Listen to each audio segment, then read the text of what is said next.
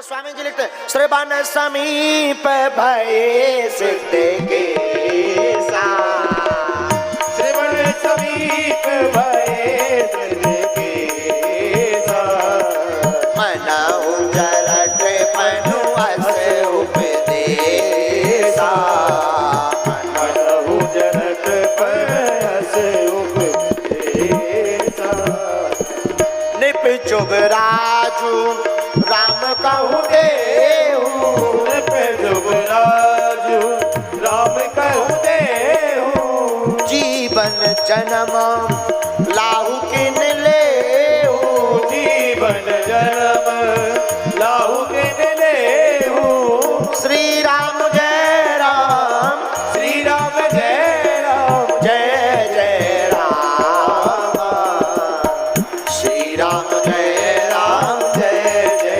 राम, श्री राम जय राम, जय जय राम। आहा, अपने कानों के समीप महाराज दशरथ जी ने बालों को सफेद देखा, समझ गए हमको संदेशा मिल रहा है कि हमारा बुढ़ापा आ रहा है, एक काम किया जाए, अब अपने पुत्र को युवराज बना दिया जावे। यहां पर एक बात और,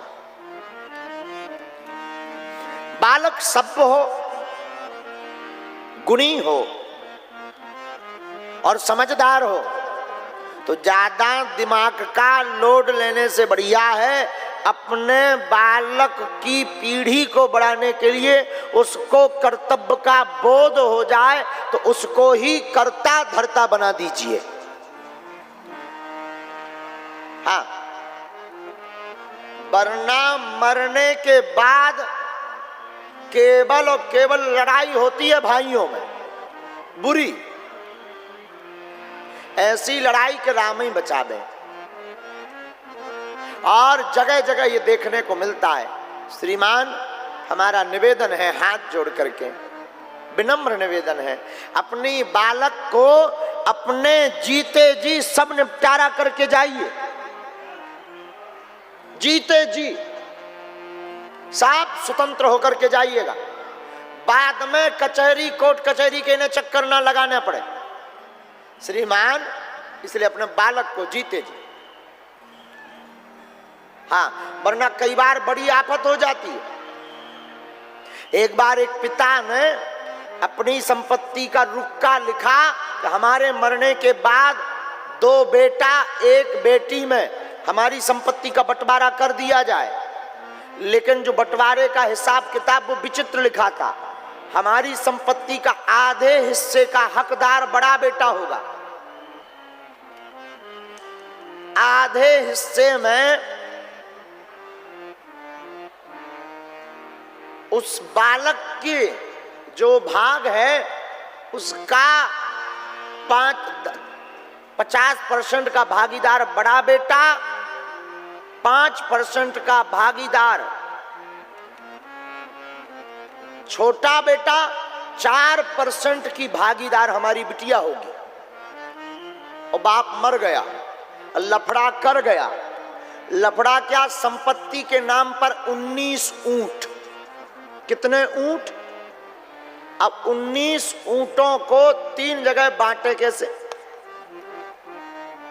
तो लोगों ने कहा, पंचायत बैठी, विवाद बना, तो लोगों ने कहा ऊंटों को बेच दो, रुपया बांट दो। बराबर हिस्सा लिखा ही है कि किसको कितना मिलना चाहिए। तो बालकों ने कहा नहीं, पिताजी की निशानी है, हम इनको ऐसा नहीं करेंगे। अब 19 ऊंट 3 जनों में बंटवारा नहीं हो रहे थे, 19 का आधा हो ही नहीं रहा था, 50 क्या होगा। अब ऊंट को तो काट ही नहीं सकते। अब बड़ा दिमाग खराब। तो एक व्यापारी ऊंट पर जा रहा था, 19 ऊंटों की फौज देखी तो उसने कहा भाई क्या हुआ? लोगों ने पूरी कहानी बताई कि ये 19 ऊंट इसलिए खड़े क्योंकि बंटवारा होना पर बंटवारा रुक गया, क्योंकि 19 का आधा, अब आधा ऊंट तो काटा ना जाए। तो जो समझदार होते हैं वो ऐसे ही होते हैं। जो व्यापारी जा रहा था, बोले भैया ये जो रुक्का लिखा है ना, ये हमारे मित्र थे, 1 ऊंट हमारा इसी में मिला लीजिए, सो 20 हो गए, अब बांट दीजिए तीनों में। लोग बोले आपका चला जाएगा। इन्होंने कहा कोई दिक्कत नहीं, पहले बांटिए। तो रुक्का में लिखा था आधा हिस्सा दिया जाए बड़े बालक को, तो 20 ऊंट का आधा हिस्सा 10 दे दिया बड़े बालक को। बचे कितने? 10। अब उसमें लिखा था 5वां भाग दिया जाए छोटे बेटे को, तो 20 का 5वां भाग कितना होता है? 1/4 भाग। 5 दे दिए छोटे बेटे को। अब बचे कितने? 5। तीसरी लाइन लिखी थी कि चौथा भाग दे दिया जाए हमारी बिटिया को, तो 20 का चौथा भाग क्या होता है? 4। 5 होता है, 5 होता है ना। तो 5वां भाग छोटी बिटिया को दे दिया। जब 5वां भाग छोटी बिटिया को दे दिया तो ऊंट हो गए पूरे। व्यापारी से लोगों ने कहा तुम्हारा ऊंट चला गया। व्यापारी मुस्कुराकर बोला ऊंट भले ही चला गया, पर इनकी जिंदगी भर की लड़ाई की झंझट भी चली गई। जब बड़े बालक का दिमाग खुला तो उसने एक के बदले 2 ऊंट उन सज्जन को दे दिए कि आपने हमारा विवाद निपटाया, एक गिफ्ट में लेकर के जाइएगा। तो इतना लंबा विवाद फंसाने से बढ़िया है कि सामने ही निपटाओ।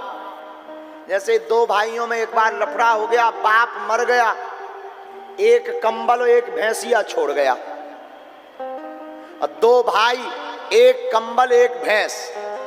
अब भैंस को काट तो सकते नहीं, तो बड़ा भाई चतुर था, छोटा भाई भोला था। बड़े भाई चतुर भाई ने बंटवारा किया, बोले सुनो भैया, आगे आगे का हिस्सा भैंस का तुम्हारा, पीछे का हमारा, क्योंकि तुम छोटे हो तो तुम आगे का लो, हम बड़े हैं हम पीछे का लेंगे। कंबल का बंटवारा किया बड़े भाई ने। बड़ा भाई चतुर, छोटा भोला, बोले दिन में तुम्हारा रात को हमारा। अब गड़बड़ बात ये कि पूरे दिन भर भैंसिया को चराए ये, दूध निकाले बड़का वाला और आनंद ले। दिन में तो सोता नहीं है कोई, तो दिन भर ये कंबल रखे रहे, शाम आवे सोई बड़ा भाई, अच्छा लाओ भाई अब हमारे यहीं साथ शुरू हो गया, लाओ कंबल। रात भर आराम से घुड़ घुड़ करके सोवे भाई। दिमाग खराब हो गया छोटे वाले का। दमोह का टिल्लू गुरु फंस गया छोटे भाई को। दमोह के टिल्लू गुरु के पास छोटे भाई गए, वकील थे वो टिल्लू गुरु। महाराज हम बड़े हैरान हैं, ऐसी ऐसी आफत है, जरा निपटारा करो। टिल्लू गुरु भी दमोह का आदमी, बहुत चतुर आदमी, उसने कान में एक मंत्र दे दिया, ये आज से उपाय करो काम हो जाएगा। मंत्र क्या दिया सुनिएगा। उसने मंत्र दिया कि जब तुम्हारा बड़ा भाई दूध लगाने बैठे सोई तुम लठ लेके दे दबा के आगे वाले हिस्सा में। लकड़ी ली और जहां बड़ा भाई दूध लगाने बैठा तो दे दनादन, तो भैंस ने एक लात मारी बड़े भाई को, तो थपड़ा फूट गया, 32 फिक गई। बड़ा भाई खून पहुंचकर बोले ये क्या है? बोले कुछ नहीं, तुम अपने हिस्से में काम करो, हम अपनी पार्टी में कर रहे हैं, वो तो हमारा हिस्सा है, हम कुछ भी करें, चाहे लठ मारें, चाहे चना खवाएं, चाहे भूसा खवाएं, चाहे पानी पिलाएं, हमारा हिस्सा तो हमारा हिस्सा। बड़ा भाई बोला बड़ा खराब आदमी है। दूसरा मंत्र टिल्लू गुरु का मंत्र, दमोह के आदमी का दिमाग भी बहुत ऊंचा चलता है, दमोह का आदमी साधारण थोड़ी। दूसरा मंत्र क्या था? रात भर भैया बड़ा सोता रहा, सुबह हुआ कंबल दे दिया, लो तुम्हारे अब समय शुरू हो गया है, अब शाम को लेंगे। छोटे भाई ने कंबल लिया, सो जा करके पानी की नाद में डुबो दिया, दिन भर डूबा रहा। शाम हुई तो भाई बोले लाओ कंबल, इसने निकाल के दे दिया, ले। बड़ा भाई बोला ये क्या है? कंबल है, ये पानी में क्यों डाला? बा दिन में हमारा हिस्सा है, हम पानी में डालें, शहद में डालें, घी में डालें। बड़ा भाई समझ गया, हाथ जोड़ के बोला अब मत करना। बोले क्या? बोले एक काम करो, 12 बजे 1 बजे रात तक तुम सो, फिर हम सोएंगे। और भैंस में एक काम करो, एक दिन तुम चराने जाना, एक दिन हम, एक दिन तुम दूध खाना, एक दिन हम खाएंगे। छोटा भाई बोला अब आ गए लाइन में, इसलिए हम निवेदन कर रहे हैं भैया, अपने ही सामने अपने बालकों को फ्री करके जाओ, जो देना है जीते जी, और अपना भी रखना है तो जीते जी। हाँ, कई माँ बाप बेटों का नाम कर दे, फिर अपनी जीविका के लिए रख लेते 1-2 एकड़ रख लो, मूड़ा फोरी तो नहीं होगी, कोर्ट कचहरी का चक्कर तो नहीं होगा। और मानो गोस्वामी तुलसीदास जी तो ठीक है, महाराज दशरथ जी यही बात बताने के लिए सिर्फ ये लीला भगवान किए। क्या हमारे कानों के नजदीक बाल सफेद हो गए, मानो बुढ़ापा आ रहा, अब हमको राम को राजा बना देना चाहिए।